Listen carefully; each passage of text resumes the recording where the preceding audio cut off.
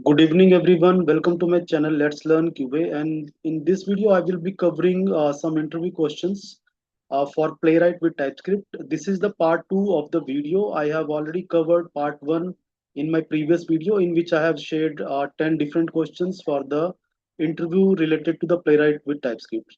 So let us start with this video, and we will be covering another 10 questions in this video for the Playwright along with the TypeScript. So before starting the video, I hope my content is helping you with better prepare yourself with automation testing. And I would request everyone who is watching this video, please do a like, view, and subscribe to my channel. So the first question that we will cover over here, that what are hooks in Playwright? So in hooks are used to execute code before or after test. In Playwright, we write different tests. We write different test block in a particular test file. So hooks are used if we want some code to be executed before or after the test. So that is the purpose of hooks.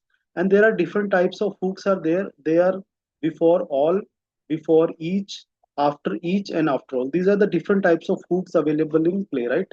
For example, you can see this is the example sample code which you can from here you can understand whenever you are writing a test block in your test script. So after the test we use dot, that is before each. So this is how you will use different kind of hooks in your Playwright script. So what is the purpose of that?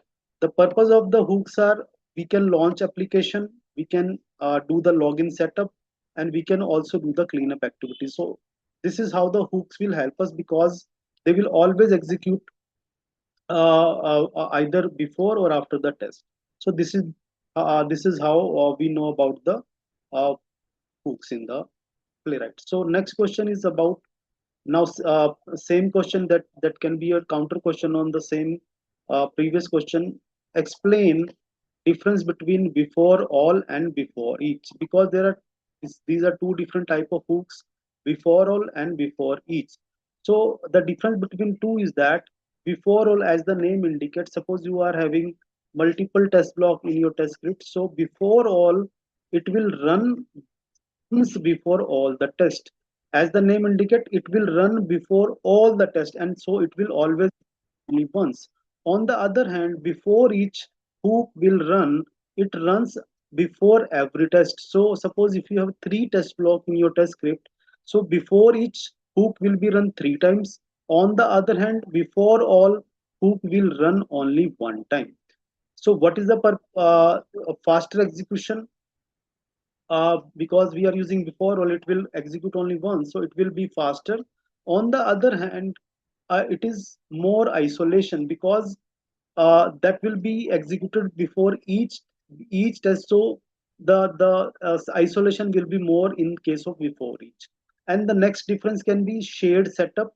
If you want a functionality or some piece of code which is shared between the different test block, then before all should be used. If you want independent setup for every test, then before each will be helping over here. So this is the difference between the two hooks in the Playwright. So the next question is, how do you handle checkboxes in Playwright? So checkboxes are very common element that you can find in different pages on different pages. You can find these checkboxes. So handling the checkboxes is important. So what are the methods that are available? The methods available are check method is there and uncheck method is there.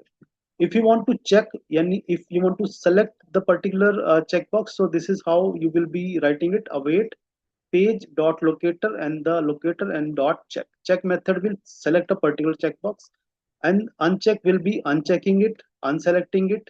And there is one more thing that you can do if you want to verify for the current status of a checkbox. So this is how you can do: await expect page dot locator, which is the locator of the checkbox, and the method is to be checked. To be checked is a method which will help us to identify whether a particular checkbox is already checked or not. So this is how we handle checkboxes in Playwright. So the next question is, how do you handle frames, iframes in Playwright? So to handle the uh, iframes in Playwright, we use a method with the name frame locator. frame locator method is used to get the locator of the frame. And once you get the locator of the frame, then with the help of a frame locator, you actually locate that element that is inside the frame. So this is the idea over here. So example code is there. You can see page dot frame locator, and we pass the locator of the frame. So what does it do? It will return the locator of the frame, and it will save it in the frame. And now will be used further to locate the particular element inside the frame. So this is how the frame locator method is used to handle the frames and iframes in Playwright. So next question, question number 5, which is also important question. You will say that how do you set base URL in Playwright? Because when we are testing on an application, so base URL is needed so that we can uh, we can make our test maintainable, and we can avoid repeating same URLs in different tests. So how can we set the base URL in Playwright? To set the base URL in Playwright, we can base URL is configured inside playwright.config.ts file. In Playwright project, we have a file playwright.config.ts. In playwright.config.ts file, we have a section use. There is one configuration with the name base URL. So in that file, for the base URL configuration, you will mention the base URL of the application. So this is how the base URL is set, one thing. Now that we have set the base URL in config.ts, how do we use it in our script? So what will happen now? How to use it? You will use await page.goto. Wherever you will use page.goto method, you will, instead of writing the complete URL, what you will do, just single slash, and it will automatically pick up the base URL from the config file. So this is how the base URL is yeah, like set and used in the Playwright. So what will be the benefits? Like we have discussed earlier, that it will avoid repeating URLs, right? And then easier maintenance. If you want to change the base URL, what you will do, you will just change it in the Playwright config file in the single place, and everywhere it will be reflected accordingly. So this is how you can answer the base URL configuration. Now the next question is question number 6. What is browser, context, and page? What is the difference between the two, and what is the meaning of these three concepts in the Playwright? So actually, what happens? This is one of the backbone concept of the Playwright. That in browser, what is a browser? A browser is the actual browser instance that Playwright launches. So browser represent the actual browser instance. One thing, for example, Chromium, Firefox, or WebKit. You can think of it as opening a Google Chrome on your machine. It is like browser represent the exact a browser instance on your machine. Like suppose I am on this machine and I will open a Google Chrome browser over here. Correct. So this is like, this represents the browser. This represents the browser in the Playwright. One thing. Correct. Now a browser context. A browser context is an isolated browser session inside the browser. Now that we have launched a browser instance, like you can see. So what is the meaning of context? A browser context is an isolated browser session inside a browser. In what you can think of it, each browser context has its own cookies, local storage, session storage, and authenticated state. You can think of it as a new incognito window in the Chrome. Like this is the browser. Now in the browser, if I go and I open a new incognito window, so now a new incognito session has been started. So this is what the context represent over here. Correct. So this is the context. And how do you create a context? Using the browser, you will use the method new context, and new context can be created. Within one browser, you can create multiple contexts. That is the another idea. So, okay, so browser is cleared, and context is cleared. Now comes to the page. What is a page? A page represents a single browser tab inside the context. So this is the actual single browser tab. And how do you create a tab? Using the context, you use the method new page. So what is a page? A tab inside an incognito window. Like we have opened the incognito window over here. Now this is the one tab which actually represents the a page in the Playwright. So this is the hierarchy. So first browser is there, within the browser context is there, and within the context you have the tabs. So different tabs are there. This represents the page. So this is the idea of, you can say, a browser, context and page, and all the actions happen on a page. So actions like you want to click on some element, you want to fill a particular input box, so that all will happen on the page. Now next question is, how do you handle alerts in Playwright? So to handle the alerts in Playwright, we use an event handling. What event handling? It is done using dialog event handling. So what we do in our script, we do a particular handling for an event. What event? It is the dialog event. So what happens? Playwright listens for dialogues using the following listener. We need to create a listener within our script, and that listener will be like that page dot on. It means page dot on, it will on what event it will trigger? On dialog event. You can say page dot on dialog event, and using the dialog object we can access the various methods like dialog dot message, which can print the message, the text of a particular alert.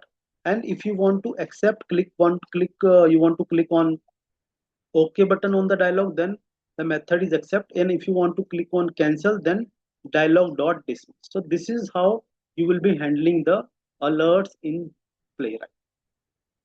So next question is, that is the question from TypeScript, because it is also important to know the concept of TypeScript as well, because that is the programming language used for the Playwright implementation. So the question is, difference between where, let and const. Where, let and const, all of them are used to declare variables in the TypeScript. But what is the difference? Where, actually where is the old way of declaring variable. Nowadays where is not used, so it is an old way of declaring the variable. And what are the characteristics of where? It is function scoped. The scope of the where is within a function, may or may not be initialized when declared. So you can initialize a where when it is declared or not. It is not mandatory. Where can be redeclared and where can be reassigned. Suppose you have declared one variable with using the where, you can declare the same variable using the same name in your script. So that is allowed if you are using where. Also, you can assign another value to the where, that is also allowed in the TypeScript. And then what is the let? Let is recommended way to declare variable when the value may change. If a value will be changed after performing some operations, so in that case you will use the let. Again, what is the characteristic of that? Let is block scoped. Its scope is within the block only. May or may not initialize when declared. It is not mandatory to initialize when you are declaring. Again, same to the where, but it cannot be redeclared. Where, sorry, let cannot be redeclared as compared to the where can be redeclared, but let cannot be redeclared. And let can be reassigned, new value can be assigned. That is why we use it, because it value can be changed. So now the next concept is const. Const is used when the variable should never change. This is also used when we want to say assign a value to a variable which we want should never change, then we will use const. And the key characteristics are, it is block scoped, must be initialized, it is mandatory, and then it cannot be redeclared and it cannot be reassigned. So this is the difference between the three: where, let and const. Now the next question is, what is callback function? A callback function is a function that is passed as an argument to another function. So that is a callback function. And when you will use it, callback function, we will use callback functions when the execution of one function depends on the completion of another function. So this is the scenario where you will be using the callback function, because callback function is passed as an argument to the another function. So first one function will be completed, only then the callback function will be called. So this is how the callback functions are used in in the TypeScript. Now, one of the concept of TypeScript is, what is tuple in TypeScript? So tuple is a special type of array. Actually, tuple is a special type of array, but what is the specialty? The specialty is it has fixed number of elements. In tuple, number of elements will be fixed. Second, each element has a specific type, right? We need to mention the number of elements. It has a fixed number of elements, and also each element has a specific type, and order also matter, right? The ordering of the elements in the tuple also matter. So why it is used, where it is used? It is used when you know the exact number of elements and their types in advance. So it is the case when you will be using it, is primarily used for the API testing, where you want the data in a certain order and in a certain type. So that is how the tuples are used in the TypeScript. So these are the questions that we have covered over here. I hope these questions will give you an idea what kind of questions are there in the Playwright and how can you answer. Maybe you can take the answer from what I have explained in this video, or maybe you can explore at your end, and then you can better explore it maybe from at your own end. So this is done for this video, and we will be covering more interview questions in the next part, which I will be covering very soon. And apart from that, you can refer my previous videos where I have covered the complete TypeScript playlists along with the uh, Playwright as well, where I have recently covered complete, like can say, multiple videos on how to create page object model framework in the TypeScript in using the Playwright. So I will conclude the video over here, and once again I will repeat, please view, like, and comment my videos. Thank you very much.